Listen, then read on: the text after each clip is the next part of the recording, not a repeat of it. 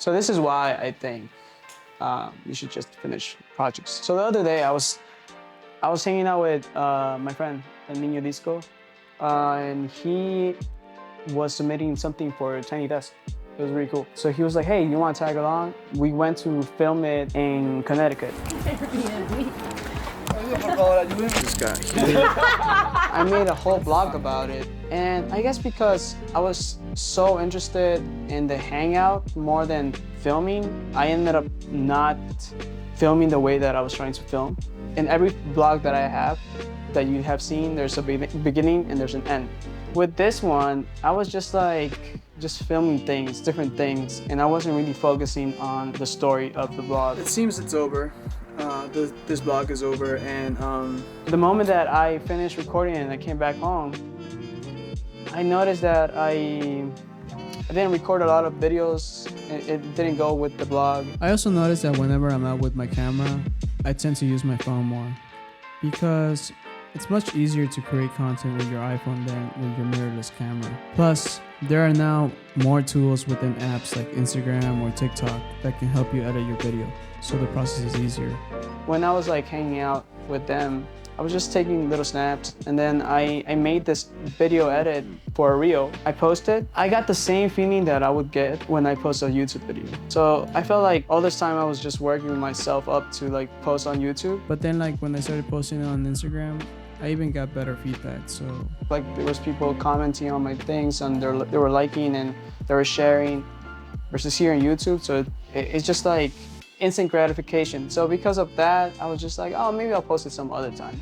And I never did. And even though I intended to post this next vlog, I kept doing the same thing.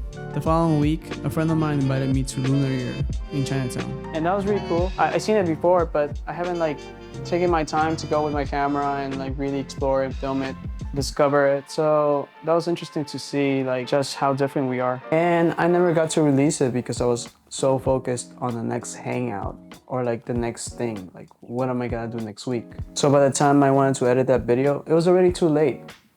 Too much time has passed. And that's why I advise you to, once you finish a project, whether it's like video or photo, make sure to complete it within that week.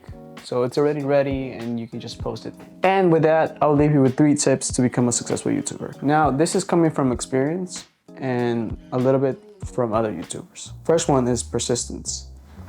This means whether or not you are getting likes, comments, subscribers, or even followers, you're still posting every week or every day or every month, and you're going at it until something happens. And then that something will happen either tomorrow or in a year. You never know. It's different for everyone. But if you are doing it because you like it, you love doing this, then like this won't feel like you're being persistent. It won't feel like an obligation. It will feel more like natural. Second one is discipline. Discipline is very important because once you figure out what to do and what time you should do it, then everything just falls into place. So no matter what, there will be a video released every week. You could have up to 4 jobs and still do YouTube as long as you have discipline. Well, maybe I'm exaggerating with the jobs, but you know, you could, if you get yourself together and like you're able to do a lot of things. You know, we have 24 hours, make the best out of it. Third one, and most importantly, is creativity. I'm pretty sure there's a big difference between people who talk to other people in real life, like say 2 to 10 people, to a person who talks online from 0 to 1,000 or more. Más que todo because it's almost like having a TV show. People come to you because of your content and what value you are providing. But also they might get bored midway. But not necessarily because of you. It's because of other social media sites like TikTok, Instagram, YouTube Shorts. You can call it short spasm, you can call it doom scrolling, but you know why. So make sure to bring something visually appealing to compensate. And with that, you're all set. You can build a great story, and with a great story, you have a great video. So what's next? What's next? The question of the century for Juzu. I want to be more involved with creative projects. That means like filmmaking and making music. So I'm rehearsing with the band again for a new show. I'm going to be playing with Sal, Chris, Ron from Kashmir, y el que se una a la banda. What else? I also want to talk about how I made the video by me, with my friends who are all filmmakers. Like for example, what were the challenges that we faced during the execution of the shoot? That can be like an interesting topic of discussion, and maybe they can give me their own perspective of what they thought about it.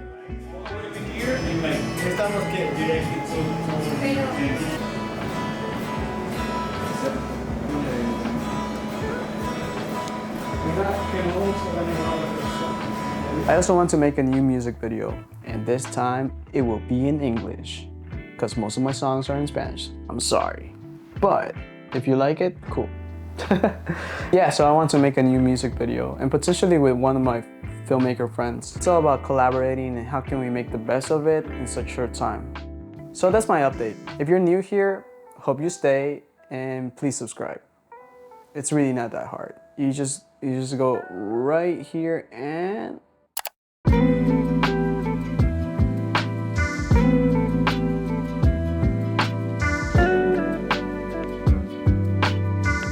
coming soon to DVD, Fun Times with Juzu.